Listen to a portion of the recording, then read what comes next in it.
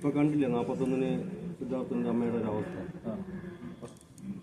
വളരെ സങ്കടകരമാണ്. കാര്യം എന്ന് പറഞ്ഞാൽ ഇപ്പം സ്വയമേ ആഹാരം പോലും കഴിക്കാൻ പറ്റാത്തൊരു സ്ഥിതിയായി. ഞാൻ ഉദ്ദേശിച്ചതെന്ന് പറഞ്ഞാൽ 41 കഴിഞ്ഞിട്ട് ഞാൻ മുമ്പേ പറഞ്ഞു മകൻ്റെ 41 കഴിഞ്ഞിട്ട് എൻ്റെ പ്രസവം മാറ്റി എനിക്ക് പോയേ പറ്റുള്ളൂ. നാളെ മുതൽ ഇറങ്ങണമെന്ന് തീരുമാനിച്ചുകൊണ്ടിരുന്നത്.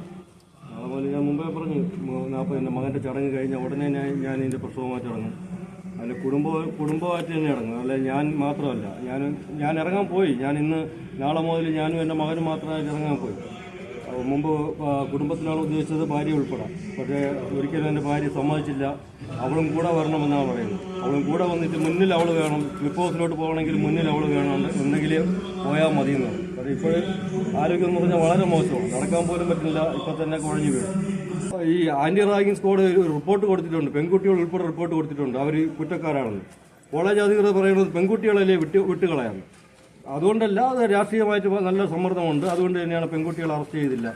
അക്ഷയ് എന്ന് പറഞ്ഞാൽ MM മണിയുടെ ചിറകിൻ്റെ അകത്ത് കിടക്കുന്ന അവയം പ്രാപിച്ച് കിടക്കുന്ന അക്ഷയ്, അവനെ തുറന്നുകൂടി. എന്തിനാ MM മണി സംരക്ഷിച്ചുകൊണ്ടിരിക്കുന്നത്? അവരെ വെളിയിലിട്ടിട്ട് അറസ്റ്റ് ചെയ്ത് ചോദ്യം ചെയ്യും. ഇതെല്ലാം ഉന്നയിച്ചിട്ട് തന്നെയാണ് ഞാൻ ഉറപ്പായിട്ട് പോകും, ക്ലിപ്പ് ഹൗസിൽ പോകും. അല്ല ഞാൻ ഇപ്പോൾ നിങ്ങൾ കണ്ടല്ലോ എൻ്റെ വീട്ടിലെ സ്ഥിതി, എൻ്റെ കുടുംബത്തിൻ്റെ സ്ഥിതി, അവരുടെ ആ സങ്കടം നിങ്ങളെല്ലാവരും കണ്ടതാണല്ലോ. ഈ സങ്കടം എല്ലാം കണ്ടിട്ട് എനിക്കങ്ങനെ വിട്ടിരിക്കാൻ പറ്റും?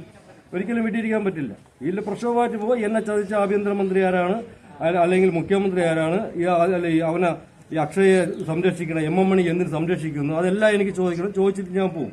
പിന്നെ 8 മാസത്തോളം അവനെ പീഡിപ്പിച്ചത്, 8 മാസത്തോളം ഡെയിലി എല്ലാ ദിവസവും പീഡിപ്പിച്ചിട്ട് അവനെതിരെ അതിന് ഫുൾ സപ്പോർട്ട് കൊടുത്ത ആ SFIയുടെ ഈ കേരളത്തിലെ ഏറ്റവും മുതിർന്ന നേതാവ് എന്തിനാ അവിടെ എല്ലാ ദിവസവും വിസിറ്റ് ചെയ്തു? എന്തുകൊണ്ട് അന്വേഷിച്ചില്ല?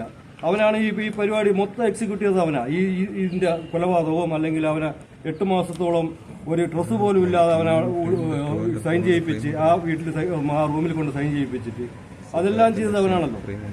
അവന്റെ പങ്കെന്തിന് അന്വേഷിക്കുന്നില്ല? എന്തുകൊണ്ട് പോലീസ് അവരിലേക്ക് പോകുന്നില്ല? ഇതെല്ലാം ഉന്നയിച്ചിട്ട് ഞാൻ ഉറപ്പായിട്ട് ഞാൻ പോകും. എനിക്ക് സമരത്തിൽ നിന്ന് യാതൊരു വീഴ്ചയും മാറ്റമില്ല.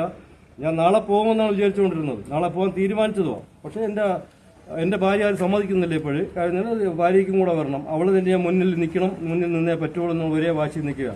അതുകൊണ്ട് ഇപ്പം ആരോഗ്യസ്ഥിതി ഇങ്ങനെ ആയതുകൊണ്ട് ഇപ്പോൾ പോകാൻ പറ്റില്ല. ഇത്രയും കാര്യങ്ങൾ വേണം. പിന്നെ CBI അന്വേഷണം അട്ടിമറിക്കാൻ വേണ്ടിയിട്ട് തട്ടിക്കൂട്ടിയ ഒരു പേപ്പർ ഡൽഹിയിൽ കൊണ്ടുപോയെന്ന് പറഞ്ഞാൽ, ഞാൻ 20 ദിവസമായിട്ട് ഇറങ്ങിക്കയറി നടന്നിട്ട് കിട്ടാത്തൊരു പേപ്പർ 2-3 മണിക്കൂർ കൊണ്ട് പെട്ടെന്നൊരു പേപ്പർ കിട്ടിയിട്ട് ഒരു പ്രഹസനം, ആഭ്യന്തര മന്ത്രാലയത്തിൽ അന്വേഷണം, എന്നിട്ട് ഒരു 3 പേരെ സസ്പെൻഷൻ എന്ന് കണ്ണിൽ പൊടിയിടുന്ന അവരാരും ഇത് വിചാരിച്ചാൽ കണ്ണിൽ പൊടിയിട്ടിട്ട് ചുമ്മാ ഇരിക്കാമെന്ന് വിചാരിച്ചാൽ. അപ്പോൾ ഇതിൻ്റെ അങ്ങനെ സസ്പെൻഷൻ ചെയ്യണോ, ആക്ഷൻ എടുക്കണമെന്നുണ്ടെങ്കിൽ അത് മുതിർന്ന ഉദ്യോഗസ്ഥനെയും തുടങ്ങേണ്ടത്. അവരല്ലേ ചെയ്യേണ്ടത്, അവരല്ലേ ചോദിക്കേണ്ടത്. ഇത്രയും സെൻസേഷനായ കേസിന്റെ പേപ്പർ എവിടെ, അത് എന്തുകൊണ്ട് അയച്ചില്ല? അല്ല ഏറ്റവും താഴെ കിടക്കുന്നത് എനിക്കറിയില്ല. അതും കഴിഞ്ഞിട്ടുള്ള ബാക്കി ഉദ്യോഗസ്ഥരുടെ ഇടയിൽ ചോദിക്കേണ്ടത്. അവരുടെ ചീഫ് സെക്രട്ടറി, അഡീഷണൽ ചീഫ് സെക്രട്ടറിയോ അല്ലെങ്കിൽ അതിന്റെ ബന്ധം വഹിക്കുന്നവരോ അവരോടാണ് ചോദിക്കേണ്ടത്. അവരല്ലേ കുറ്റക്കാരി? അവർ കുറ്റക്കാരും ആഭ്യന്തരമന്ത്രിയല്ലേ കുറ്റക്കാരി? അപ്പോൾ അവർക്കറിയില്ലേ ഇന്ന ഒരു കാര്യം നടക്കുന്നു, ഇത് ശക്തമായിട്ട് അതിൽ ഇടപെടണം എന്നൊന്നും നോക്കിയിരുന്നത്. പിന്നെ അവന്റെ ഡിപ്പാർട്ട്മെന്റ്, അവൻ പഠിച്ചിരുന്ന ഡിപ്പാർട്ട്മെന്റ് ഏതാണ്? മൃഗസംരക്ഷണ വകുപ്പിലെ ഡിപ്പാർട്ട്മെന്റ് എന്ത് ചെയ്തു? അവസാനം ഡീന് ഈ VC സസ്പെൻഷൻ പിൻവലിച്ചു. 33 പേരെ സസ്പെൻഷൻ പിൻവലിച്ചപ്പോൾ VC ചെയ്തത് നിയമവിരുദ്ധമാണെന്ന് കണ്ടിട്ട് ചാൻസലർ ഇത് VCയുടെ അത് പിൻവലിച്ചു. VC രാജിവെച്ച് പോയി. ഓക്കെ, അതിന് ലിസ്റ്റ് കൊടുത്തതാരാ? ഡീനാ. പുതിയ ഡീനാ കൊടുത്തത്. ഡീനിനെതിരെ മൃഗസംരക്ഷണ വകുപ്പ് എന്ത് നടപടിയെടുത്തു? ഇതുവരെയ്ക്കും എടുത്തിട്ടുണ്ടോ? അല്ല, അതിന്റെ പ്രൈവറ്റ് സെക്രട്ടറി ഉണ്ട് ഷീബ. പ്രൈവറ്റ് സെക്രട്ടറി ഷീബയുടെ മകനെ രക്ഷിക്കാനാണ് VC ചെയ്തത്. ഷീബയ്ക്കൊക്കെ എതിരെ എന്ത് ആക്ഷൻ എടുത്തു? ഷീബയാണല്ലോ റിപ്പോർട്ട് കൊടുത്തത്, ആ ഡീനാണല്ലോ റിപ്പോർട്ട് കൊടുത്തത്. അവർ ആ മൃഗസംരക്ഷണ വകുപ്പിന്റെ ആ ഡിപ്പാർട്ട്മെന്റാണ്, ആ മന്ത്രി. അതിന് ഉത്തരം പറഞ്ഞേ പറ്റുള്ളൂ, എല്ലാത്തിനും ഉത്തരം പറഞ്ഞേ പറ്റുള്ളൂ. എനിക്ക് ബാക്കിയുള്ളവർക്കൊക്കെ ഇതിന് വേറെ ആൾക്കാർക്ക് ചോദിക്കാൻ ഭയങ്കര പേടിയായിരിക്കും.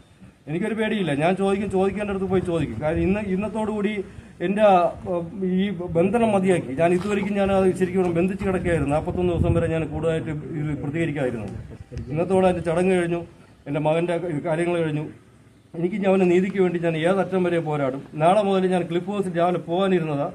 എൻ്റെ ഭാര്യയ്ക്ക് അതിൻ്റെ ആരോഗ്യമില്ല.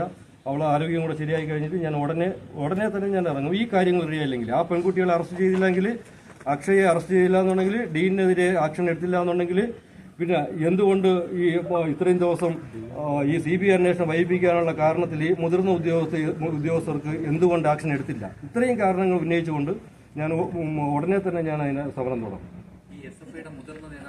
അക്ഷയ SFIയുടെ മുതിർന്ന നേതാവെന്ന് അക്ഷയ, വേറെ ആരുമില്ല. അക്ഷയ അവിടെ വന്ന് അക്ഷയ് ചേട്ടൻ അവിടെ വന്നുകൊണ്ടിരിക്കുന്നു എന്ന് പറഞ്ഞത് എന്റെ മോൻ അവിടെ വന്ന് പറഞ്ഞിട്ടുണ്ട്.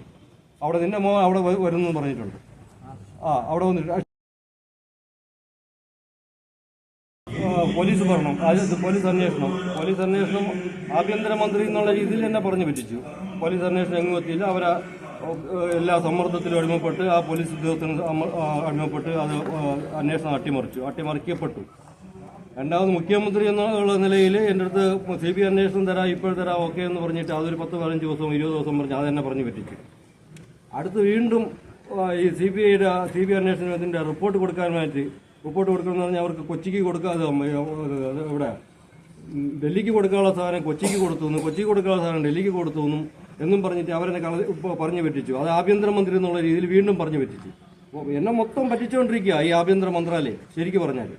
അപ്പോൾ ഞാൻ ഈ കുരങ്ങനെ പോലെ ഞാൻ നോക്കിക്കൊണ്ടിരിക്കുന്ന കാര്യമില്ലല്ലോ. ഞാൻ അതിൽ കൃത്യമായിട്ട് ഞാൻ ഇടപെട്ടേ പറ്റുള്ളൂ. അത് 2-3 കാര്യങ്ങളുണ്ട്. ആ പെൺകുട്ടികളുണ്ട്, ചതിച്ചു കൊന്ന പെൺകുട്ടികളെ ഇതുവരെയ്ക്കും അറസ്റ്റ് ചെയ്തിട്ടില്ല. പിന്നെ